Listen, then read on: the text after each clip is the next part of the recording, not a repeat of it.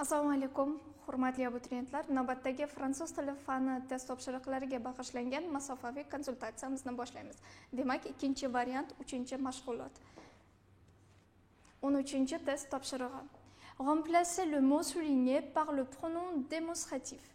C'est la pensée la plus étrange, la pensée de les quitter.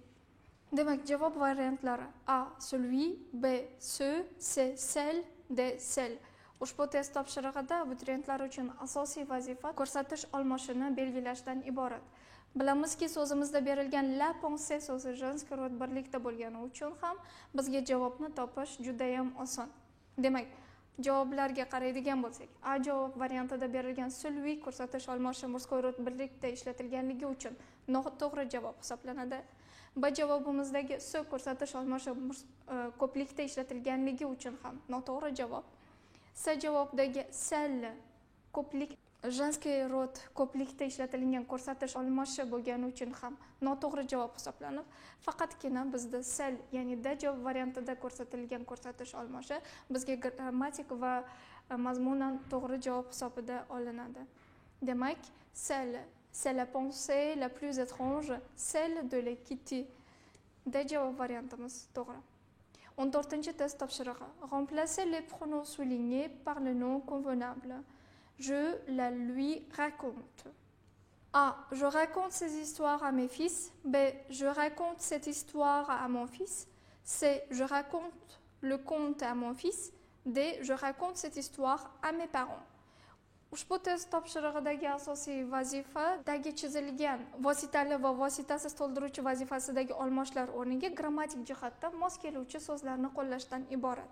Ko'rib turganimizdek, la bu женский roddagi vositasiz to'ldiruvchi o'rnida ishlatilgan olmosh, lui bo'lsa birlikda ishlatilganligi uchun javob variantlarini tahlil qilishdan boshlaymiz. A javobimiz noto'g'ri, chunki bu yerda ces histoires ko'plikda ishlatilgan va mes fils ham ko'plikdadir. C javobimiz: je raconte le conte à mon fils. Demak, le conte so'zi murskoy rodda turganligi uchun bu javobimiz ham grammatik jihatdan mos emas. D javob variantida berilgan je raconte cette histoire à mes parents. Ko'rib turganimizdek, cette histoire женский rodda, lekin bizga berilgan à mes parents kimlarga, ularga so'zi ko'plikda bo'lgani uchun noto'g'ri javob hisoblanadi va to'g'ri javob sifatida faqatgina B javob variantida ko'rsatilgan je raconte cette histoire à mon fils. Ya'ni men bu voqeani o'g'limga aytib berdim. Ya'ni cette histoire so'zi ham женский rod birlikda va à mon fils mening o'g'limga. Ya'ni o'g'il so'zi bizda s qo'shimchasi bilan tugagani bilan mon, ya'ni egalik olmoshi orqali buning birlikda ekanligini bilishimiz mumkin. To'g'ri javob B javobi. 15 test topshirig'i. Har bir variantda berilgan matnlar bilan ishlash, ya'ni abituriyentlarning o'qib tushunish ko'nikmasini tekshirishga bag'ishlangan ushbu test topshirig'i bo'yicha har doim sizda 4 ta test topshiriqlari beriladi. Demak, birinchi test topshirig'i. Lisez le texte et faites les 4 devoirs ci-dessous d'après celui-ci. Matnni o'qing va u bo'yicha berilgan 4 ta topshiriqni bajaring. On a parlé dans la radio. La porte de la classe s'ouvre et le directeur entre avec 2 messieurs. Un des messieurs a ouvert sa valise. Dans la valise, il y a des appareils. Bon, dit monsieur Kiki. Alors, qui veut parler en premier? Nous crions tous moi, moi. Il a demandé à la maîtresse de lui désigner l'un d'entre nous. La maîtresse dit qu'il faut interroger Agnon parce que c'est le premier de la classe. Monsieur Kiki lui met le micro devant sa figure. Monsieur Kiki dit: tu t'appelles Agnon, n'est-ce pas? Agnon fait oui avec la tête. Demak, matning davomı. Dis ce que tu fais pour te distraire, tes jeux préférés. Allons, réponds. Il ne faut pas avoir peur. Alors Agnon se met à pleurer. Il se sent malade et la maîtresse doit sortir en courant avec lui. Monsieur Kiki s'essuie le front, puis il nous demande qui n'a pas peur de parler devant le micro. Nous crions « Moi, moi, moi !» Excusez-les, dit le directeur. Ils sont très jeunes et un peu dissipés. Alors, Monsieur Kiki dit que c'est fini.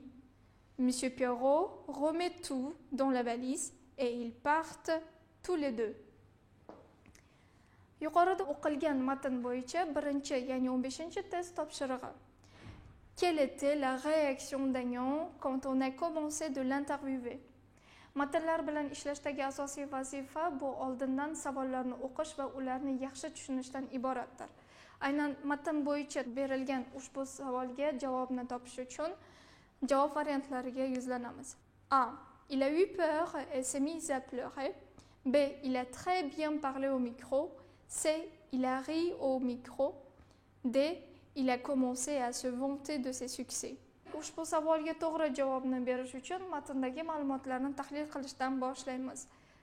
Berilgan B, C va D javoblarimiz noto'g'ri hisoblanib, A javob variantida berilgan il a eu peur et s'est mis à pleurer to'g'ri javob variantidir. Variantning to'g'riligini, ya'ni javobimizning to'g'riligini quyidagi qismdan ko'rishimiz mumkin. Alors, ayant se met à pleurer, il se sent malade. To'g'ri javob A. Il a eu peur et il s'est mis à pleurer. Demak, u qo'rqdi va yig'lashni boshladi. 16-test topshirig'i. Quelle phrase n'appartient pas au texte? Bu test topshirig'ida asosiy vazifa matnga mos bo'lmagan gapni tanlashdan iborat. Javob variantlari: Un de monsieur a ouvert sa valise. B. Ayant fait oui avec la tête pour affirmer son prénom. C. Le directeur parle au micro bien distinctement. D. Dans la valise, il y a des appareils. Demak, matnda berilmagan ma'lumotni, ya'ni gapni topish uchun javob variantlariga yuzlanamiz. A javob variantimiz, B javob variantimiz va D javob variantlarimiz noto'g'ri hisoblanib, faqatgina C javob variantimiz matnda berilmagan ma'lumot, ya'ni le directeur parle au micro bien distinctement. Javob variantimizning to'g'riligini matndagi berilgan ushbu qismda ko'rishimiz mumkin. Demak, un de monsieur a ouvert sa valise matnda berilgan qism. Dans la valise, il y a des appareils. Bu ham matnda keltirilgan gap. Va tout appel ayant, n'est-ce pas, ayant fait oui avec la tête. Ya'ni bu ma'lumotimiz ham aynan matnda berilgan. Demak, to'g'ri javobimiz C. Le directeur parle au micro bien distinctement. Ya'ni bu ma'lumot, bu gap matnda keltirilmagan. Va to'g'ri javob C javobidir. 17-test topshirig'i. Quelle explication a trouvé le directeur pour faire excuser les enfants? Javob variantlari. A. Ils sont très jeunes et un peu dissipés. B. Ils travaillent bien mais ils sont très timides. C. Ils ont peur de parler au micro. D. Ils doivent partir en vacances. Demak, bu topshirig'imizda matn bo'yicha keltirilgan savolga to'g'ri javob berishdan iborat. Demakki, to'g'ri javobimiz bizda A javobidir. Ils sont très jeunes et un peu dissipés. Javob variantining to'g'riligini quyidagi gapimizdan bilishimiz mumkin. Excusez-les, dit le directeur, ils sont très jeunes et un peu dissipés. To'g'ri javobimiz A varianti. Ils sont très jeunes et un peu dissipés. Matn bo'yicha keltirilgan oxirgi test topshirig'i. Quelle phrase appartient au texte? Qaysi fraza yoki gap matnga tegishli? Javob variantlarimiz: A. Le directeur s'essuie le front.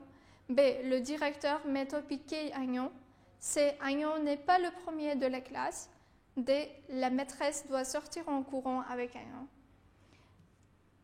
Matn mazmuniga mos fikrimiz bu bizda D javobda keltirilgan la maîtresse doit sortir en courant avec Agnon. Javob variantimizning to'g'riligini matndagi ushbu qismdan bilishimiz mumkin.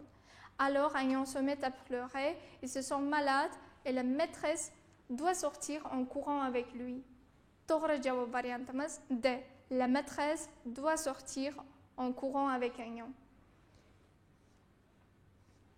Hurmatli abituriyentlar, fransuz tili fani bo'yicha masofaviy konsultatsiyamiz o'z nihoyasiga yetadi. Ko'rib turganingizdek, mazkur test topshiriqlari unchalik ham murakkab bo'lmagan holatda tuzilgan va bu test topshiriqlari oliy o'quv yurtlariga kirish jarayonida ishlatilmaydi. Sizlarga omad.